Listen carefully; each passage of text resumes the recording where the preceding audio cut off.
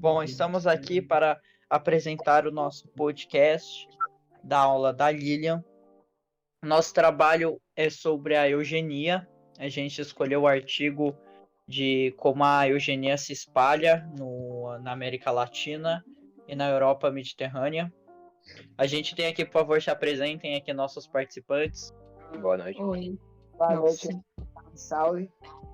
Bom, eu sou o mestre aqui desse podcast, eu vou fazer o questionamento. Por favor, respondam aí as questões, vocês aí que leram todo o artigo, entenderam ele passo a passo. Vamos lá. E de acordo com os conhecimentos que vocês já obtiveram ao longo da vida, o que vocês entendem aí sobre eugenia? O que eu entendo de eugenia é que os praticantes da mesma pisam na cara da minoria, falam e falam, mas na verdade todo mundo é igual. Como eu disse, praticamente você, por causa das características físicas de qualquer uma, se for diferente da sua, você trata a pessoa como uma minoria. Como se você tivesse as características melhores do que ela. Eu quero deixar aqui bem claro que a eugenia derivou muito da genética logo em seguida. E que, como o Pedro falou, eu concordo com essa parte aí de que os padrões de característica que eles escolhem e tudo mais, que você não escolhe basicamente suas características, mas você é julgado exatamente por causa disso. Mas eu quero deixar um adendo aqui que é, talvez não só pelas características, mas também pela sua religião ou coisa do gênero, como foi exemplo aí da Segunda Guerra Mundial. É o eugenia positiva, que é no caso que são só apenas as raças superiores que devem se produzir entre elas, e que no caso do negativo as pessoas que têm essas doenças hereditárias, esses tipos de problemas, elas, são consideradas inferiores. Pega aqui o papel. Vocês sabem o próximo tópico, mas eu vou falar aqui pro nosso público poder escutar também, que é... Você conhece alguém que fez parte da história que concordava com essa hipótese social? Sim. Aquele cara famoso do bigodinho? Do cara que diz que é enviado por Deus, né? O Adolfos. Esse cara aí tá. mesmo. Sei. Não, eu conheço um.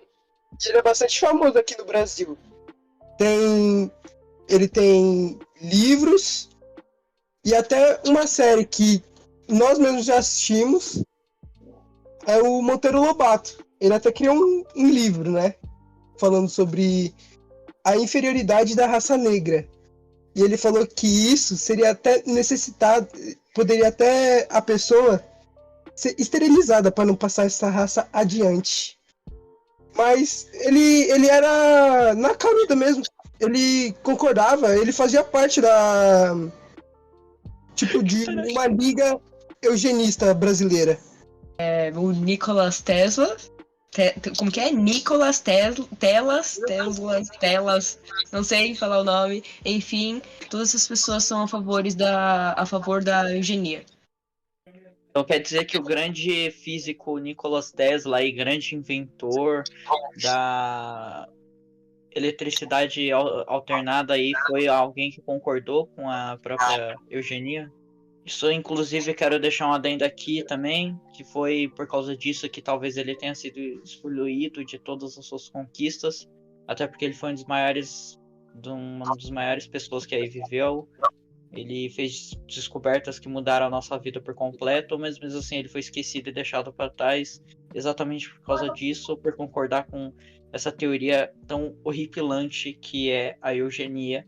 Inclusive, tem histórias que dizem que ele queria viajar para a Alemanha para conseguir ajudar o Hitler na Segunda Guerra, já que eles concordavam, tinha pontos de vista iguais. Só que os Estados Unidos nunca deixou ele sair, porque senão provavelmente a gente teria perdido a guerra.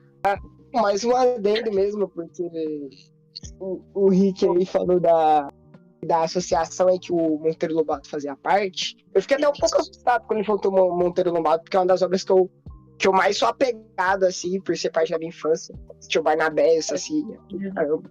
Mas eu lembrei do Renato Ferraz, que é conhecido como o pai da eugenia aqui dentro do Brasil. Foi ele que criou. Foi ele que trouxe pra cá a palavra da eugenia e essa coisa toda de a raça superior, inferior. Não foi bem ele que trouxe, mas foi mais ele que popularizou assim, de maneira geral mesmo, criando até a Sociedade Eugênica Brasileira, né, em 1918. Parabéns aí pra você, pela sua busca de informações. Próximo Bom, tópico aí, né? novamente eu vou pedir pra vocês pegarem o papel de vocês aí, pra lerem o próximo tópico, que é: qual a ideia do artigo científico, que é eugenia na Europa Mediterrânea e na América Latina? Vocês acham que as pessoas que, por exemplo, acreditam nessas teorias muitas vezes são levadas por elas? Por exemplo, umas pessoas acreditam e fazem elas acreditarem. Querendo ou não, a sua opinião, a sua cabeça em si, o seu ser, ele se forma do ambiente em que ele é criado. Como a própria Nicole disse, algo bem mais cultural, assim, da pessoa, porque o histórico da América Latina, mais especificamente do Brasil e também da Europa, a própria escravidão foi um disseminador de eugenia, já que a gente fazia uma sobreposição religiosa sobre a cultura dos povos nativos e ademais, a gente só descartava tudo aquilo e falava que tudo que a gente tinha era melhor porque a gente tinha uma capacidade de tecnologia mais evoluída do que a deles na época. Então acabou se misturando e ficou nisso, né? O Brasil é tão rico porque ele é mestiço, de certo modo. Realmente, quero aí dizer parabéns aí pro Rato, porque ele trouxe aí uma coisa que eu não tinha pensado ainda sobre eugenia, que é que às vezes a gente realmente se torna especial por ter várias, pra gente englobar vários povos ao mesmo tempo, ter várias culturas, ter essa diversidade que a gente tem como país. Então eu trouxe aqui um tópico extra, inclusive, eu achei que ia ser interessante trazer esse tópico extra aqui, que é basicamente, bom, vocês devem conhecer aí o darwinismo social, né, que eles pegaram a teoria de evolução do Darwin e trouxeram para a vida social das pessoas como uma teoria social. E queria perguntar aí para vocês, de bônus aí, o que vocês acham dessa teoria, que é meio que é muito parecida com a eugenia, só que leva algumas coisas, digamos que um pouco mais leves. O cara criou uma ideia de evolução que era muito avançada na época, o pessoal pensando em galinha e ovo de galinha e galinha, não. Tava o cara pensando além disso, o cara tava muito pra frente. E aí eles pegaram aquela teoria e distorceram ela um pouco para ver como é que seria no nosso convívio aqui em sociedade.